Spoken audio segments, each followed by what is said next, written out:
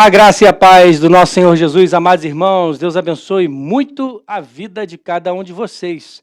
Uma alegria estarmos mais uma vez aqui no nosso Vida Devocional. Que bom poder estar com você nessa manhã, compartilhar a palavra e como fazemos sempre, né? Eu sempre digo aqui, brinco com vocês aí, hashtag fica a dica. Deixa o seu pedido de oração no nosso chat aqui, deixa aí no você que nos assiste pelo canal aí da IPP TV. De repente você está só ouvindo porque conseguiu ligar no aplicativo aí no seu telefone e aí você está nos dando uma carona, ou você está no seu trabalho, Deus abençoe muito a sua vida. Mas se tiver um tempinho, entra no nosso chat aí do YouTube e você já deixa o seu pedido de oração. Você pode pedir pela sua família, portas de emprego, tudo que você tem passado necessidade, enfermidade, coloque agora, compartilhe se você quiser. Agora, se você quer agradecer, tem aí um motivo de gratidão no seu coração sobre aquilo que Deus realizou na sua vida, compartilha com a gente também o testemunho para a gente poder orar aqui agradecendo ao Senhor. Eu quero convidar você nessa manhã para a gente compartilhar a palavra de Deus, justamente falando sobre a luta que o cristão deve ter pela fé que ele recebeu de Deus, ou seja, lute pela fé, é o tema dessa manhã, e a gente vai para uma carta que muitas vezes a gente até passa assim um pouquinho batido, né? A gente não lê muito, alguns até têm algum tipo de confusão e dúvida, mas eu sei que você não. E essa carta é a carta que antecede o livro ali de Apocalipse, que é a carta de Judas, e a gente vai falar um pouquinho durante a mensagem aqui, o devocional, sobre quem foi esse Judas. Quem foi esse Judas aqui? Certamente você aí de casa sabe. Se quiser já ir respondendo no chat também, olha que legal, dá para interagir. Quem foi que escreveu essa carta aqui? Quem foi esse Judas? Abre comigo a sua Bíblia, eu vou ler na Nova Almeida Atualizada. E Judas, para você ver, é uma carta simples, objetiva, direta, como deve ser a luta pela fé. A temática, inclusive, da carta de Judas é essa batalha espiritual que também se dá na vida material, onde devemos lutar pela fé, essa batalha pela fé, porque muitas vezes a igreja tem sido atacada. Aliás, a pergunta é, desde a vinda de Cristo e a instituição do seu corpo, né, do corpo de Cristo, a sua igreja, da qual as portas do inferno não prevalecerão contra ela, desde quando a igreja parou de ser atacada? Por isso, eu e você somos comissionados para pregar o evangelho, para amar ao nosso próximo, para amarmos a Deus acima de todas as coisas, para termos uma vida devocional de comunhão e oração. Mas a vida do cristão envolve uma batalha, que é uma batalha espiritual. Não é contra carne ou sangue, mas ao mesmo tempo ela é uma luta pela fé, onde a voz do cristão não deve ser calada, porque o próprio apóstolo Pedro, quando foi questionado sobre a pregação e a autoridade daquilo que ele falava, Pedro disse, importa muito mais obedecer a Deus do que aos homens. Então, se a gente olha por esse viés, onde não devemos nos calar, a igreja ela é sempre perseguida, seja inclusive no nosso país, que é um país livre, mas ao mesmo tempo para a pregação do evangelho, onde podemos e temos essa liberdade, a fé continua sendo atacada, a igreja continua sendo atacada. Então, nessa breve introdução, onde você já está abrindo sua Bíblia comigo aí, nós vamos ler os 4 primeiros versículos. É uma carta curtinha, não tem capítulo, ela toda é um compêndio de versículos que vai aí, um único capítulo, né?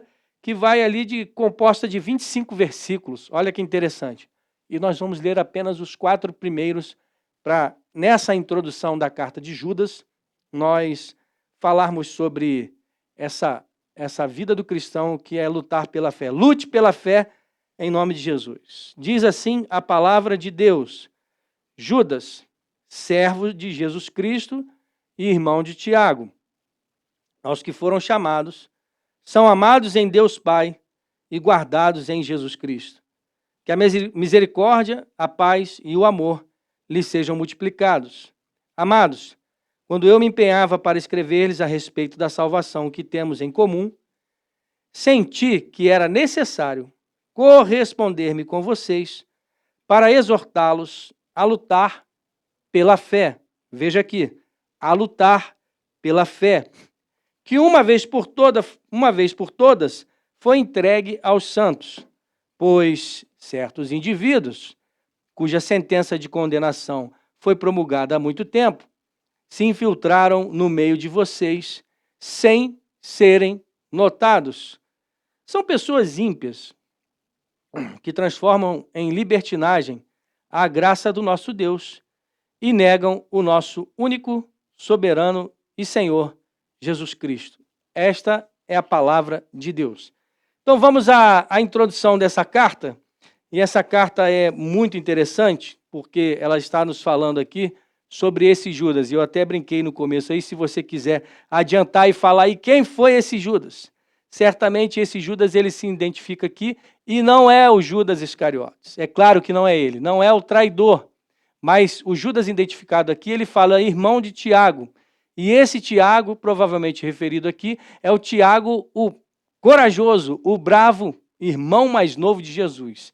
Então, esse Judas aqui provavelmente também era irmão de Jesus, e a referência está lá em Mateus 13:55 ou Gálatas 1:19, se você quiser conferir depois.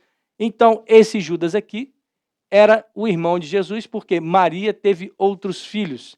Então, provavelmente, esse era um irmão de Jesus. Então, por que essa carta foi escrita?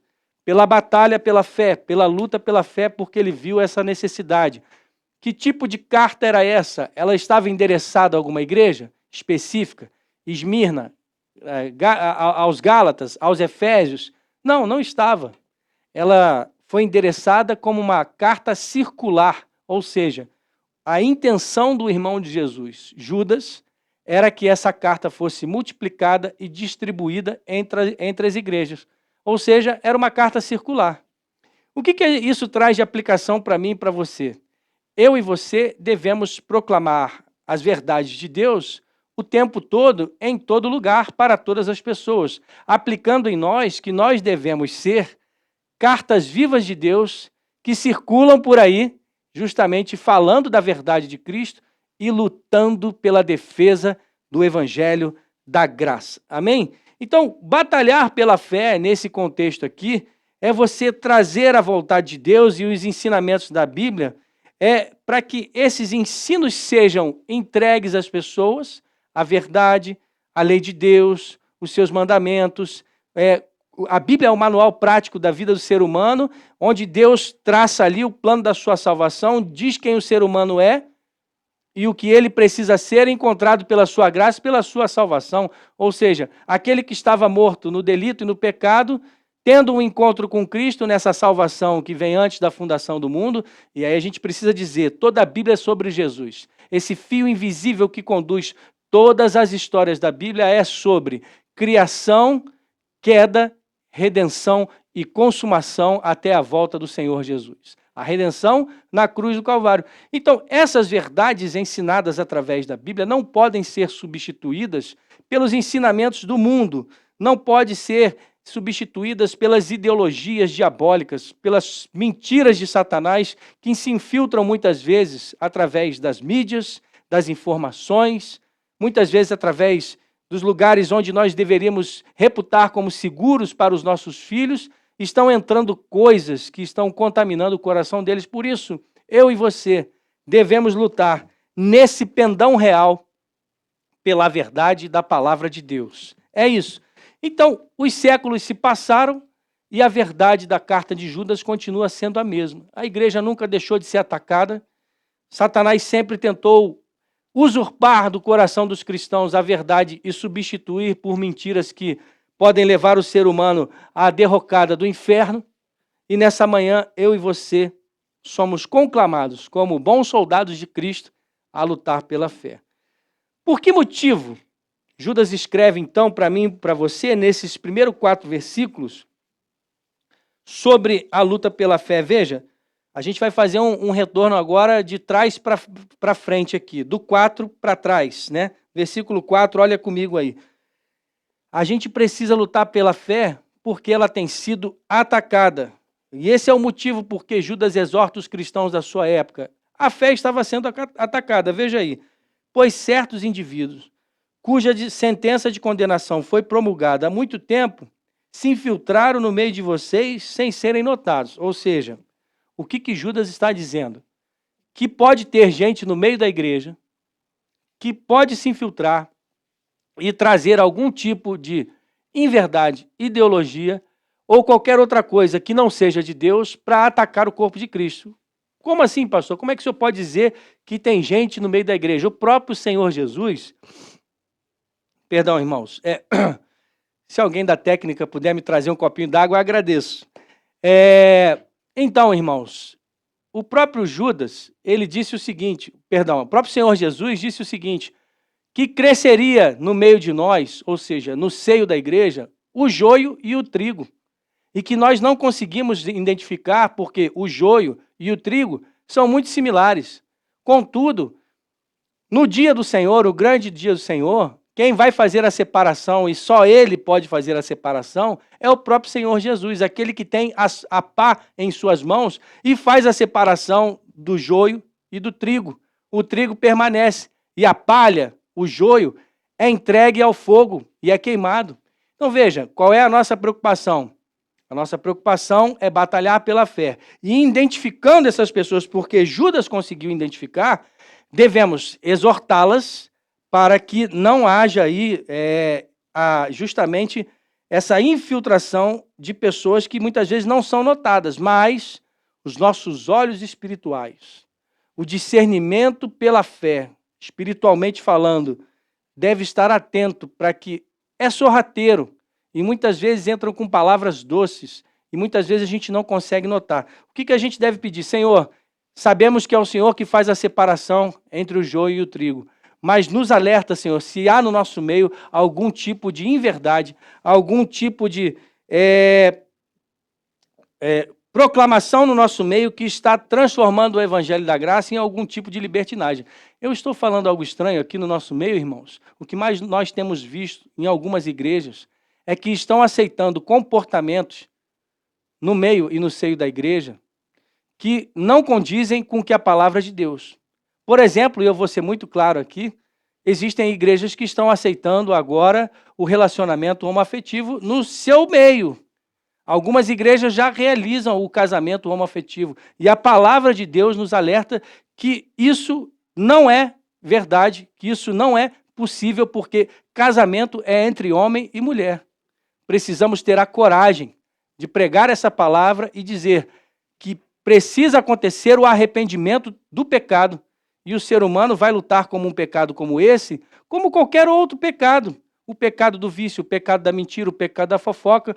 Se a pessoa se arrepende e vem, ela pode ser recebida. É muito diferente do que a pessoa permanecer no pecado. Não pode ser aquela pregação, vem como está e permaneça no pecado. Não.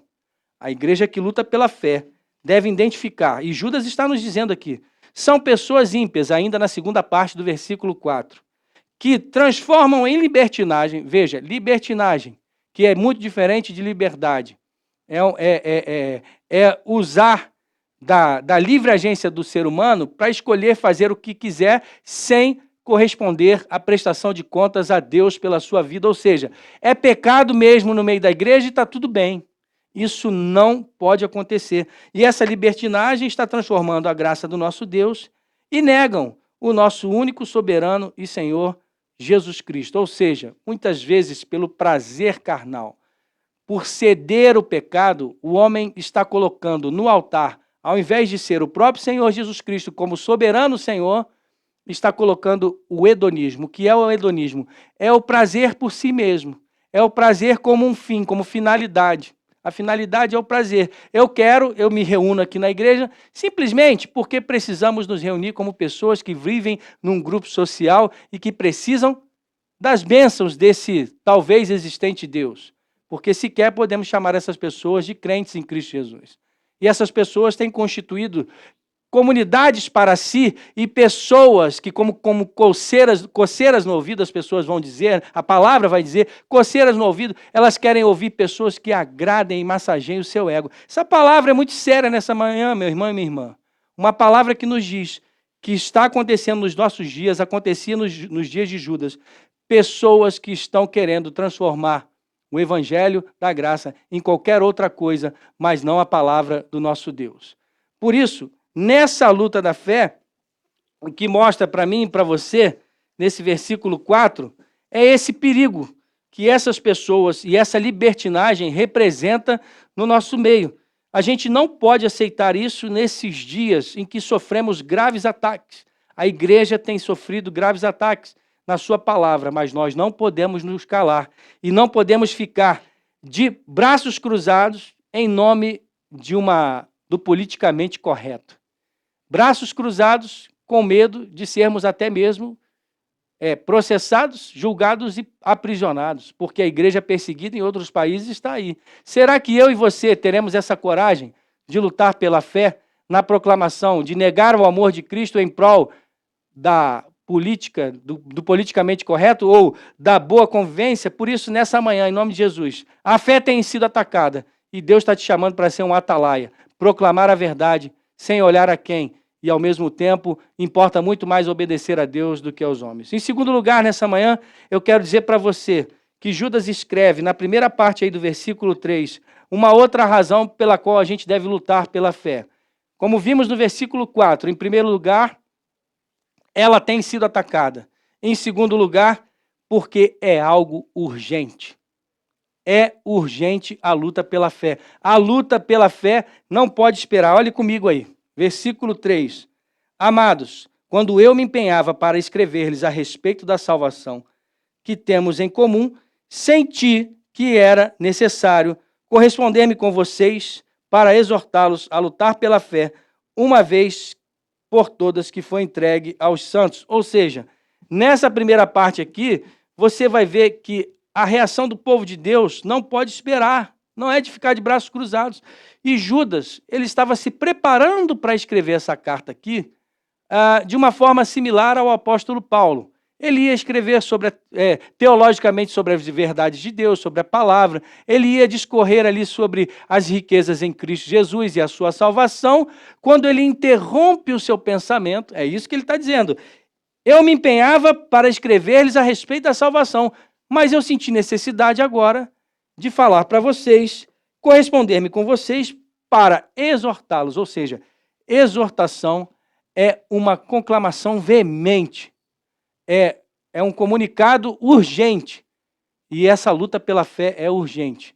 Não é um aviso que você olha no quadro e tá bom, se eu quiser reagir. Não, a conclamação é aquilo que você recebe quase que por um telegrama urgente que chega na sua casa, um e-mail também super urgente, ou aquela mensagem no WhatsApp dizendo, urgente, corra para cá. Judas nos exorta nessa manhã dizendo, corram para batalhar pela fé. Ou seja, esse senso de urgência, ele é imediato e ele é prioridade. Porque quando ele percebeu que a igreja estava sendo atacada, ele exortou os irmãos. Veja a intenção de Judas era escrever a respeito de outro assunto muito mais agradável, mas ele se empenhou a exortar os irmãos a batalhar pela fé. A defesa da fé, ela não pode esperar. E é tão urgente que nós devemos nos empenhar, porque pessoas inocentes estão sendo arrastadas aos falsos ensinos de pessoas enganadoras que estão levando grupos, ovelhas que não têm pastor, para um lado da vida que é o lado da perdição. É isso, meu amado e meu irmão, a gente não pode esperar, não podemos esperar. Essa possibilidade de que a gente possa batalhar pela fé, ela é urgente e ela deve ser em amor, porque também não podemos levantar a bandeira, vamos dizer assim, de uma luta beligerante com as armas humanas da agressividade ou de palavras e ações truculentas. Mas a nossa exortação deve ser não nos calarmos, exortando em amor para que aquelas pessoas que estão sendo enganadas, estão confusas, sejam esclarecidas e assim a essas pessoas que estão mal orientadas, a gente possa cuidar e ajudar. E aqueles que têm a má intenção possam ser orientados, as pessoas que têm má intenção possam receber a nossa oposição clara da proclamação da verdade da palavra. Ou seja, nós lutamos pela fé à medida que nós negamos essas declarações ideológicas dos mal intencionados que têm conduzido muitas pessoas à perdição por causa de tudo aquilo que se opõe à palavra de Deus. E em terceiro e último lugar, falamos agora nessa manhã que, ao mesmo tempo, a fé tem sido atacada, e é por isso que nós devemos lutar por ela. Em segundo lugar, é urgente, não pode esperar. E em terceiro lugar, essa fé está sob os nossos cuidados. Foi um presente de Deus. Olhe mais uma vez aí o versículo 3 comigo, já agora na parte B. Ele diz: senti que era necessário corresponder-me com vocês para exortá-los a lutar pela fé. Aí vem a parte final. Uma vez por todas foi entregue aos santos. Ou seja, o que diz a palavra de Deus a respeito da fé? A palavra de Deus vai nos dizer o seguinte: a fé, isso não vem de vós, mas é um dom de Deus. Se ela é um dom de Deus, o que significa dom? Dom é um presente, é algo que foi entregue para mim e para você. E presente, normalmente eu e você, né, nós não jogamos fora um presente. No máximo o que acontece aí entre os irmãos e a irmã é trocar o número lá, o tamanho de uma camisa, etc. Mas você não joga fora um presente. E principalmente a fé que foi entregue pelo nosso Senhor. Judas está nos destacando nessa manhã porque essa fé foi entregue a nós como um presente e nós devemos cuidar dela. É isso que ele diz o texto aqui, ó. E está sob os cuidados de vocês, foi entregue aos santos, foi entregue a cada irmão e a cada irmã da igreja. Essa fé é verdadeira, foi confiada a nós e nós temos essa responsabilidade. Um grande tesouro que foi colocado aos seus cuidados e que agora você tem essa missão de proteger essa fé e desfrutar dessa riqueza. Quando você conhece as riquezas de Cristo e tudo aquilo que a palavra de Deus diz ao nosso respeito e as maravilhosas bênçãos que desfrutaremos por toda a eternidade, isso deve gerar no seu coração um sentimento de proteção, ou seja, somos guardiões de um tesouro que se chama a fé e nós devemos transmitir esse tesouro, ou seja, herança, passar aos nossos filhos, passar às outras pessoas. De graça a gente recebeu e de graça a gente retransmite, ou seja, de graça a gente dá a essa fé, falando das verdades sem modificações, sem rasuras. A palavra de Deus não precisa ser atualizada. A palavra de Deus, ela é inerrante, infalível, é a mesma. Seca-se a erva, murcha-se a sua flor, e a palavra de Deus permanece para sempre, ou seja, quando alguns nos nossos dias querem alterar as verdades da palavra de Deus, nós devemos levantar a bandeira da fé e dizer: essa fé será guardada, nós vamos lutar por ela. Lembre-se, você é um guardião da fé, lute por ela, que Deus abençoe muito a sua vida e que a gente possa ser usado pelo Senhor quanto àqueles que estão em perigo porque estão sendo levados por falsos ensinos, que eu e você possamos ser proclamadores da palavra de Deus, defendendo essa fé e esclarecendo aqueles que estão com a mente cauterizada, aqueles que estão inebriados pelo pecado, aqueles que estão perdidos nas trevas, que eu e você sejamos sal para temperar esse mundo descaído e luz para iluminar os passos daqueles que precisam encontrar o caminho até a cruz do Senhor, até o evangelho da graça, da salvação, na ressurreição daquele que nos chamou para uma nova vida. Que Deus abençoe muito a sua vida. Essa foi a palavra da manhã. E agora eu quero entrar aqui no nosso chat para orar com você. Quero compartilhar com você. Uma bênção a gente poder estar junto aqui, ó. Deixa eu ver se o link está aqui, recebi. Bênção de Deus, essa nossa equipe técnica. Vamos juntos, agora já acessando aqui, para poder ler os pedidos de oração e estar com vocês aqui. Olha aí, temos já muitos pedidos. Bom dia para todos, diz o Jorge. A Marlene Martins também, graça e paz, pedindo aí por sua vida e todos da sua família. A Maiara também pedindo oração pela sua vida espiritual, família e trabalho. E agradecendo a Deus por tudo que tem. É isso aí, Maiara. Vamos agradecer ao Senhor. Muito bom. A Dice está nos cumprimentando aqui. E a Maiara respondeu, Judas é o irmão de Tiago, e Tiago é o irmão de Jesus, ou seja, Judas, esse Judas aqui, que não é o Iscariotes, ele é o irmão de Jesus. A Dirce dizendo aqui, peço orações pela vida financeira. Vamos orar, querida. A Nádia Maria dizendo, bom dia, pastor, peço oração pelo meu filho Tiago.